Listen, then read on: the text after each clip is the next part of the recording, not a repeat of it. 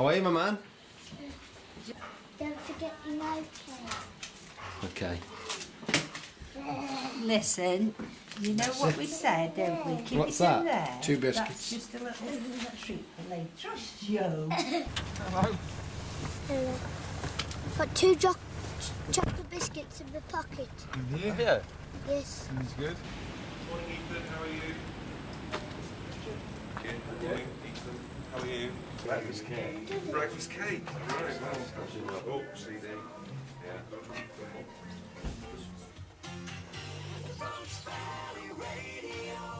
In the first hour, we have all the way from the Midlands, our Port Vale fans of the day. If you would like to speak clearly into the microphone, Port Vale fans, and say good morning to the good people of Rochdale. Good morning. And we've got Steve, who's granddad, Mark, who's the dad, and young Ethan, who, amongst other things, is going to be talking to us about pies. Are you trying to ply them with cake, though? That's right. Get them on cake, so some more doll style.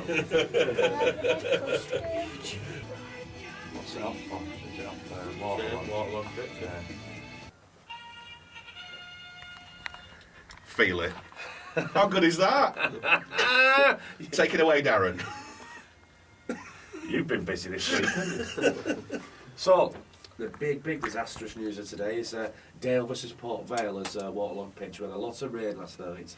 There's an awful lot of rain. It's off now. So the Port Vale fans, Steve, Mark and Ethan, you've come all this way. Come all this way and we've got an egg custard in return. Well and truly a wasted trip. A very nice egg So custard. I'm going to talk to the Port Vale fans who've just received the shattering news that having travelled all the way up to the northwest today, the game is actually off due to a waterlogged pitch. But thank you very much to Steve and Mark and young Ethan, who's eyeing me with a fair degree of suspicion just at the moment for making the trip up today. So what we're going to do is we're going to do the 10 facts about section. So the first fact is the first manager of Port Vale Football Club was a chap called Enoch Hood. Wow. That is a fantastic name. Robin's brother. That's an Yeah, well, I mean, we're going to get onto that in a bit, but the sort of the middle part of that history, sort of like through the mid-80s into the 90s, that's the kind of the golden era, I guess, when they of got Port Vale. into the old Division 2. Yeah, Yes. and we're not a million miles And off. Stoke were in Division 3. Oh, yes. I mean, that was the... In the days So how long did it take? How long did it in the take to days mention Stoke City? when Port Vale could beat Stoke. You can only live in hope and dream. So let's just briefly explore this. What's the story with you guys and Stoke? Because let's be honest, you've not really played each other a huge number of times down the years. You tended to be kind of at polar Poles apart. opposites Yes. of the league. So You could where does this come from? I think there was a brief period in Port Vale's history where they were actually above Stoke and could beat them.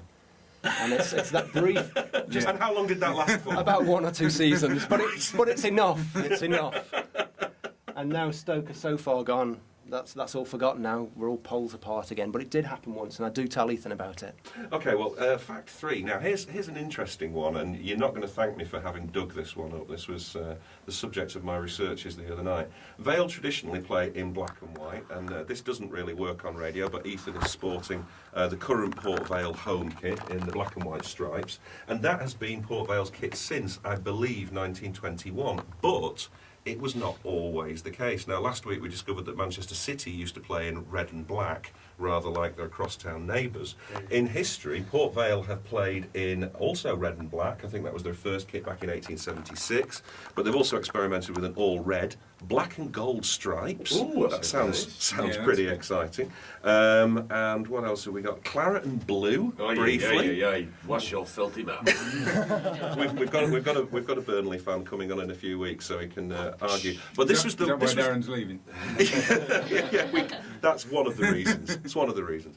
But also, and I managed to unearth this in my researches, Port Vale very briefly played in red and white stripes until local rival Stoke City jumped on that bandwagon in 1902, and basically since then Vale have basically played in anything other than red and white stripes. So they're in a higher league than you, and they stole your kit. That's pretty much it. That's pretty much sums it up. Not rub it in or anything. Yeah, we've just got some footage of the Britannia Stadium under about 4 feet of snow. He's a good-looking fella, Pulis, isn't he? So, what we're going to do is we're going to have a little break, we're going to play some music, and then we're going to come back and we're going to talk some more to the Port Vale fans. Yeah, they nicked John Roch as well. Yeah. Only after Vale sacked him, of course. Yeah, well, we're going to talk about that in a bit because he is the kind of the standout, really. But the Port Vale fans have brought. What have you brought, guys? Well, we've brought some authentic, direct from Stoke this morning, oatcakes, bacon and cheese that Ethan's nan was up. I picked him up at 7:30, so I think she was up at about 6 o'clock this morning cooking them. So we've got some That's authentic absolutely awesome. oatcakes, bacon and cheese on, and make sure I don't drop them on the floor, on some real Spode pottery, also from Stoke. We're not advertising Stoke. This isn't a trade delegation from Stoke, is it? Who's just kind of come in on the back of Port Vale Football Club. We work for the council. The grounds that Port Vale have played at, one of which, and this did amuse me, was also a greyhound track, part-time. Vale played there at the weekends, and then it was actually a place called Codbridge. Don't know where that is. Cobridge. Sorry, I do apologise. But yeah, it was mostly a greyhound track, and then Vale kind of played their game there at the weekend. And of course the red light district. It was also a red light district in Cobridge. Not Well, at the same time as the Vale match. And I will say no more about that. Thank you. So who are Vale's main rivals these days? Then we've already kind of talked about the Stoke thing. We've done that to death. So who are your local rivals? Well, we lost to Biddle Victoria. Pre-season friendly. Yeah, we lost 1-0. Ethan correctly predicted the score at half time. So when a 5-year-old knows that you're going to lose 1-0 to non-league opposition. Who are Biddle Victoria? They're in Biddle.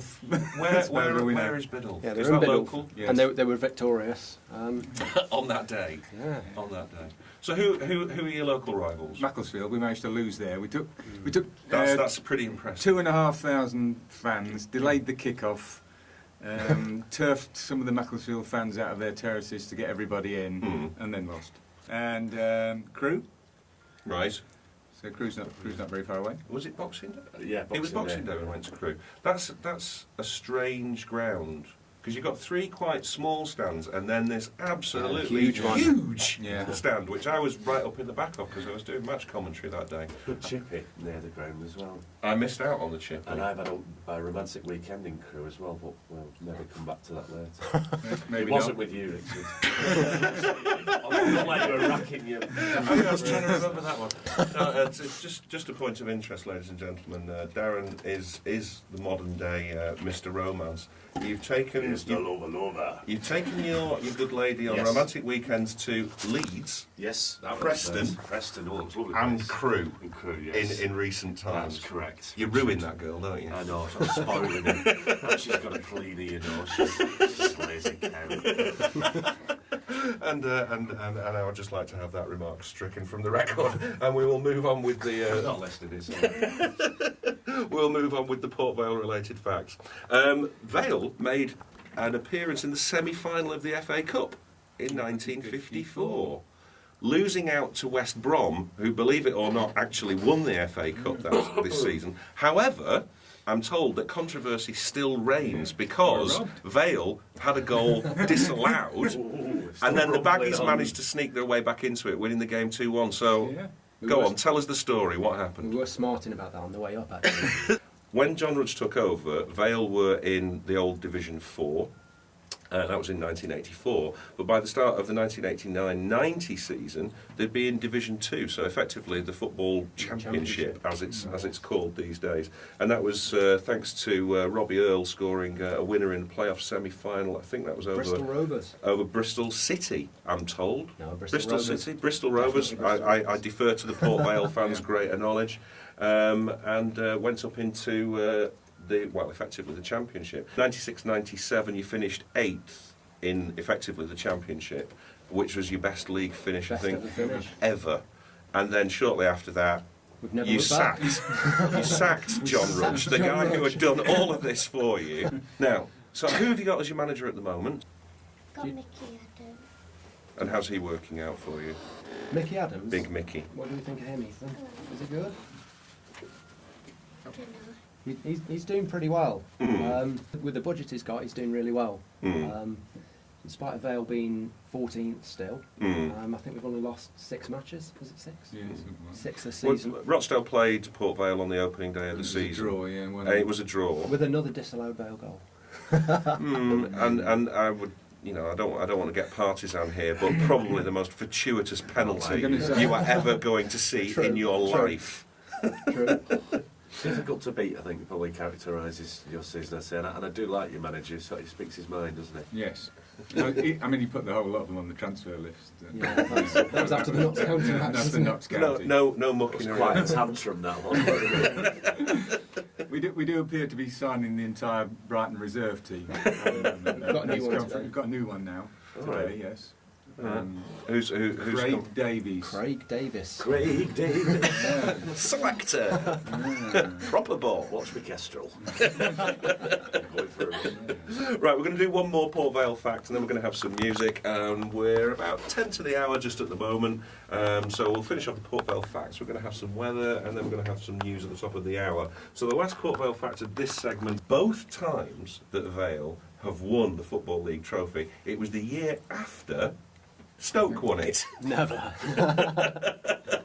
But the years we won it, it was obviously a very well thought of trophy. As a I'm told the Port Vale fans have some gifts Yes, we have more for gifts. us. We do need the plates back that the oatcakes are on. I'll be in trouble. Now that they've finished. Now that they've finished Yeah, the plates promoting the are- wares of Stoke. Do you want to give that to Richard? Go on, Ethan. Oh, It's a one-off. Look at It's that! a one-off t-shirt. Well, that's a touching gift. For the benefit of those who can't see this, Rochdale recently had lovely, handsome Danny Glover on loan. Although we've sent him back to Port Vale now. He's But a scurry-looking fella, isn't he? that's one hell of a barnet. We'll get a photograph of this and we'll stick it up on the Facebook group. If you want to see what goes on in the studio, and it's a pretty packed studio this morning, we have a Facebook group called Sportsman's Breakfast on Roch Valley Radio, and I shall put a photograph of this T-shirt on. In fact, I may actually put it on a little bit later, but it's a genuinely very, very scary picture of Danny Glover. But thank you very much to the Port Vale. Have you got anything else for us? Not that I'm expecting. I didn't know we had to bring more. Is that not enough? No, that's absolutely fantastic. From around the world, around the nation. On the streets, Oh, thanks very much. Oh, these are awesome. If there are any Americans out there listening, I didn't mean to offend your country. Allegedly. Allegedly. I didn't want to offend your country. I do apologise. I probably did, actually. Are you ready to do your sports bulletin? Well, I'm here. Hannah Montana, pink metallic strawberry flavoured pen. It's just a pen. Why did you know that?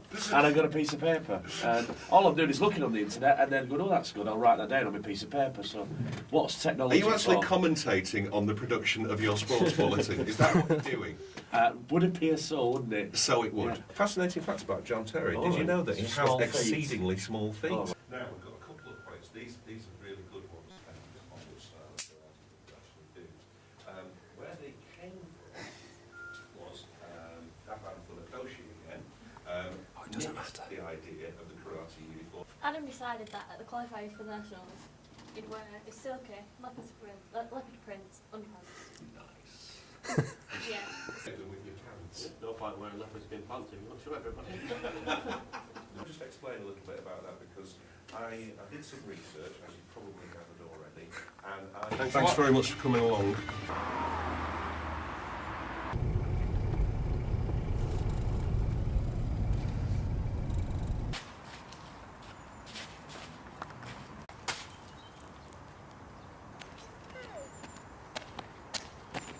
I can see a big problem at the side.